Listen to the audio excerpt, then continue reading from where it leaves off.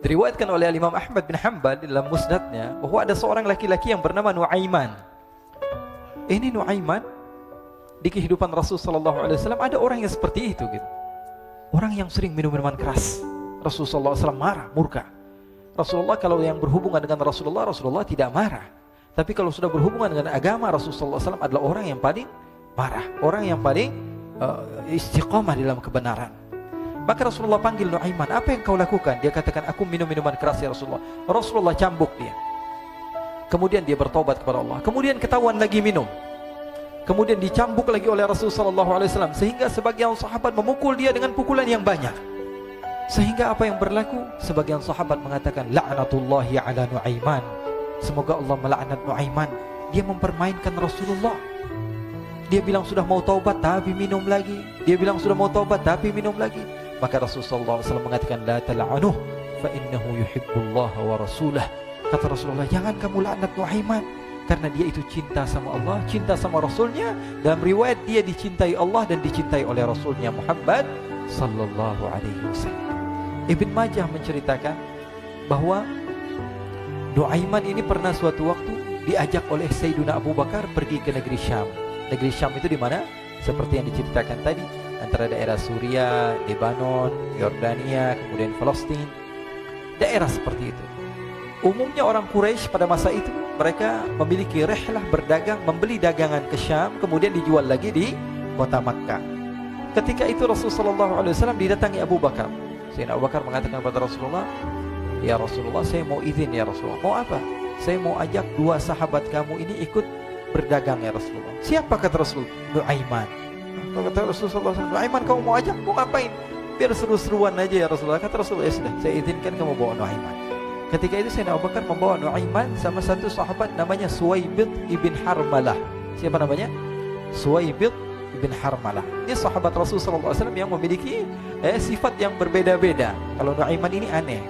Pernah Rasulullah SAW dibawain makanan banyak, dikasih Rasulullah, dikasih sahabat semua. Semuanya sudah makan, tiba-tiba si Nuaiman ini, sahabat Nabi Nuaiman mengatakan kepada Rasulullah, ya Rasulullah, ini yang penjualnya, tolong engkau yang bayar ya Rasulullah. Makanan udah habis. Makanan udah habis, Rasulullah SAW bingung, saya yang bayar. Akhirnya Rasulullah katakan kepada sahabat, ayo keluarkan uang, kita patungan, kita bayar. Rasulullah aja dimainin, apalagi kita orang. Sallu ala Nabi Muhammad. Nuaiman diajak Sayyidina Abu Bakar. Kata Rasulullah SAW, benar kamu mau ajak Nuaiman? Iya ya Rasulullah. Diajaklah. Diceritakan dalam riwayat Ibn Majah, diceritakan juga dalam Siyar A'lam An-Nubala, diceritakan juga dalam musnadnya Imam Ahmad bin Hanbal, dalam riwayat Imam Ahmad bin Hanbal. Maka diceritakan Nuaiman diajak oleh Sayyidina Abu Bakar. Sesampainya di negeri Syam, semua dibagi tugas. Fulan bin Fulan kerjaannya ini, Fulan bin Fulan kerjaannya ini, semua memiliki kerjaan. Nuaiman tanya, wahai Abu Bakar, kerjaannya saya apa wahai Abu Bakar? Kata Sayyidina Abu Bakar, kamu mau ngapain terserah kamu wahai Nuaiman. Yang penting kamu ikut saya kan. Kemudian satu di antara mereka namanya Suwaibid ibn Harmalah. Ditanya oleh Sayyidina Abu Bakar, wahai Suwaibid, kamu mau kerjaan apa? Kata Suwaibid, terserah kamu wahai Abu Bakar. Kata Sayyidina Abu Bakar, kamu menjaga makanan, karena saya tahu kamu ini adalah orang yang senantiasa menjaga amanah. Suwaibid ini kalau disuruh maju dia maju, disuruh mundur dia mundur, disuruh ke kanan dia ke kanan, disuruh ke kiri dia ke kiri. Orang yang ikut aja. Kalau Nuaiman beda, disuruh maju dia ke belakang, kasih sen kanan ke kiri belok. Nuaiman itu orang yang berbeda. Maka Suwaibid mendapatkan tugas, semua mendapatkan tugas kecuali Nuaiman. Sehingga ikhwani, apa yang berlaku, apa yang terjadi? Sayyidina Abu Bakar pergi sibuk dengan kesibukannya, sehingga datanglah waktu siang. Nuaiman sudah lapar. Nuaiman cari makanan. Dia nggak punya uang, diajak Sayyidina Abu Bakar tapi tidak diberikan uang. Sehingga dia cari-cari makanan. Dia tahu Suwaibid yang jaga makanan. Dikatakan, wahai Suwaibid, saya mau makan, berikan kepada saya satu roti saja. Yang terpenting apa? Saya makan sekarang, saya sudah lapar. Kata Suwaibid, ya Allah Nuaiman, kita tunggu Abu Bakar saja sehingga dia datang, karena ini amanat. Amanat dari Abu Bakar, saya tidak boleh berikan kepada siapapun kecuali atas izin Abu Bakar. Kata Nuaiman, kasih saya makanan, kalau tidak saya bikin masalah sama kamu.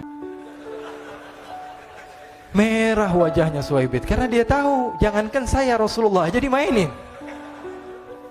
Bingung, apa yang harus saya lakukan? Akhirnya Nuaiman bilang, gampangannya aja, kata Nuaiman, kamu kasih saya makanan, atau kalau tidak saya bikin masalah sama kamu.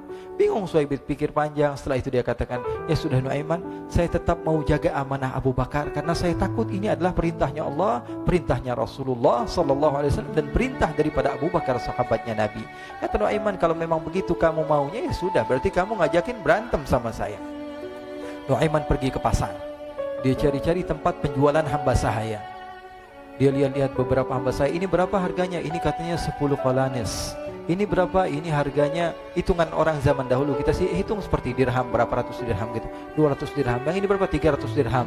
Yang ini berapa harga hamba sahaya? 300 dirham. Harganya antara 300, 200 sampai 100. Kemudian Nuaiman mengatakan kepada penjual hamba sahaya tersebut, saya punya juga hamba sahaya, tapi saya jual cuma 20 dirham saja, murah. Katanya, apa benar ada hamba saya harganya segitu? Iya, karena dia punya aib, ada kekurangan. Apa? Nanti kalau kalian tangkap, dia bakalan teriak, saya ini bukan hamba sahaya tapi orang merdeka.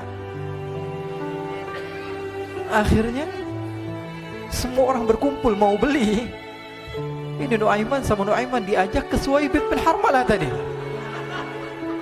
Kata Nuaiman, itu ada orang yang berdiri sedang menjaga makanan, itu hamba sahaya saya, tangkap saja. Oh baik. Diberikan uang 20 dirham, dimasukkan oleh Nuaiman ke kantongnya, kemudian Suhaib ditangkap. Ketika ditangkap, Suhaib teriak, saya bukan hamba saya orang merdeka. Maka orang-orang tersebut mengatakan, saya sudah tahu kekurangan kamu. Ini memang kekurangan kamu, memang kamu, tapi saya tidak perlu dengan bacot kamu, yang penting kerjanya kamu gitu. Ya kan hamba saya untuk apa? Untuk kerja. Mau dia ngomong apa, mau ngomel terserah, yang penting dia mau kerja. Akhirnya ditangkaplah Suhaib dan dijual di pasar. Nuaiman punya uang banyak ini. Dia beli makanan, dia beli minuman, dia beli hadiah buat Rasulullah. Dia beli macam-macam di negeri Syam ini. Waktu itu adalah superpower, adidaya Romawi. Pada masa itu semua barang mahal, tapi Nuaiman banyak uangnya. Dia belanja ini, belanja itu, sehingga Sayyidina Abu Bakar pun pulang. Ketika Sayyidina Abu Bakar pulang, Sayyidina Abu Bakar cari, mana ini Suhaib? Kita semua sudah lapar. Kata Nuaiman dengan mudahnya dia mengatakan, sudah saya jual wahai Abu Bakar. Maka Sayyidina Abu Bakar bertanya, apa yang kau lakukan wahai Nuaiman? Diceritakan oleh Nuaiman dengan jujur. Nuaiman ini orangnya apa adanya, tapi nyusahin. Saya jual. Akhirnya dibawa oleh Nuaiman, Sayyidina Abu Bakar pergi ke mana? Ke pasar. Lalu dibeli lagi oleh Sayyidina Abu Bakar As-Siddiq, Suhaib yang tadinya orang merdeka menjadi hamba sahaya sebentar, kemudian dibeli lagi oleh Sayyidina Abu Bakar. Pulang ke Madinah, kisah ini diceritakan di hadapan Rasulullah SAW. Maka perawi mengatakan, fadhahikan nabiyyu hatta badat nawajiduhu. Ketika diceritakan kisah Nuaiman tersebut dengan Suhaib, Rasulullah tertawa sejadi-jadinya sehingga gigi geraham Rasulullah SAW nampak di wajah mata para sahabat. Sehingga perawi lain mengatakan, 1 tahun berlalu Rasulullah, setiap ada tamu yang datang pada Rasulullah akan ceritakan kisah Nuaiman menjual Suhaib tersebut. Jadi ada ikhwani, jangan kalian kira Rasulullah SAW itu hidup di satu masa sahabat-sahabatnya itu seperti ustadz-ustadz yang khusyuk, yang kayak Habib bin Anis ini banyak. Bahkan ikhwani, mungkin di akhir karena masanya sudah habis, pernah suatu waktu Rasulullah SAW didatangi asyraf, delegasi dari beberapa negara yang ingin mengenal apa itu agama Islam. Sehingga mereka datang ke rumah Rasulullah SAW membawa unta, kendaraan yang ketika itu kendaraan yang paling mahal mereka miliki. Itu untanya yang paling mewah. Diikat di depan rumah Rasulullah SAW.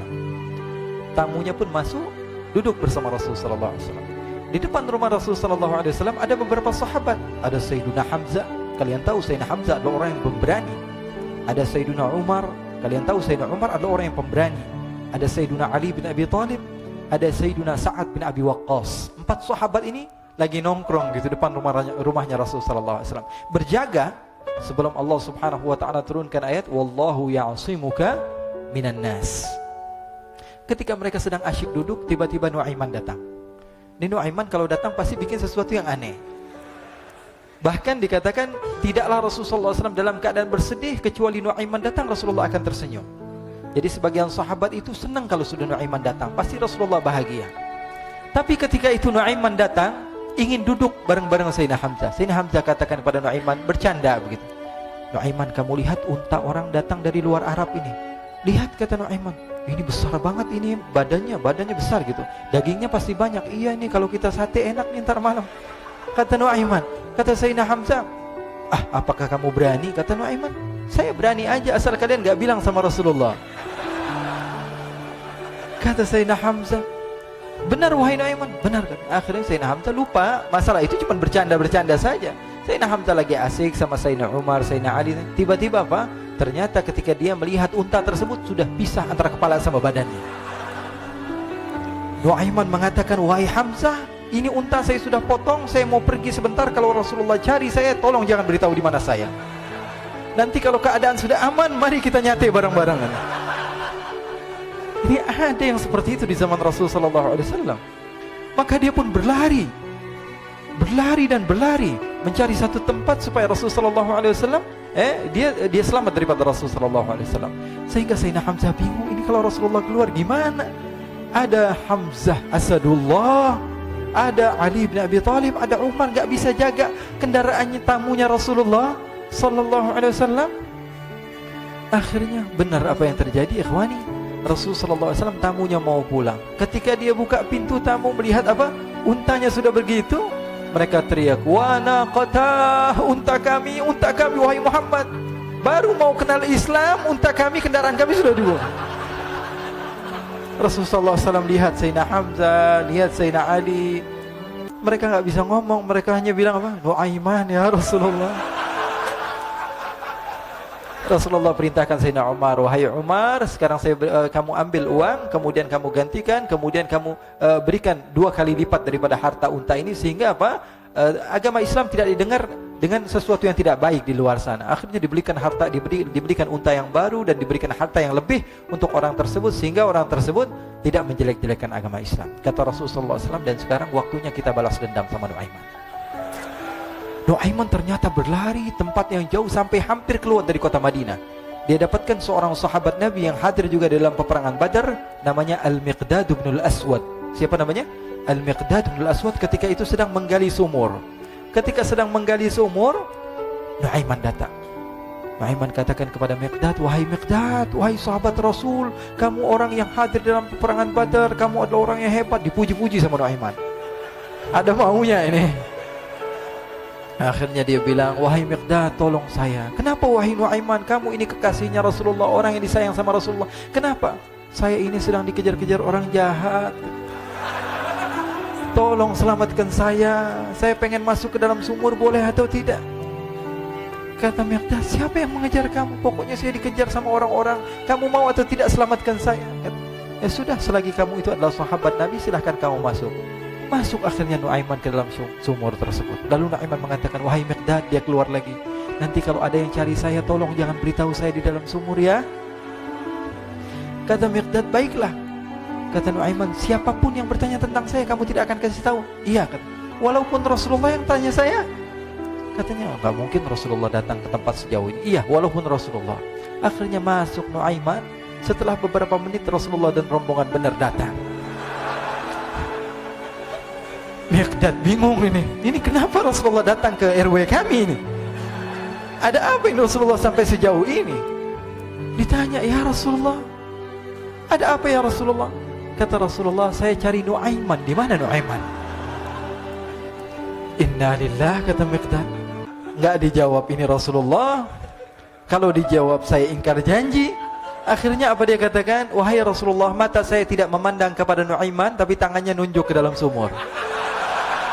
Sahabat.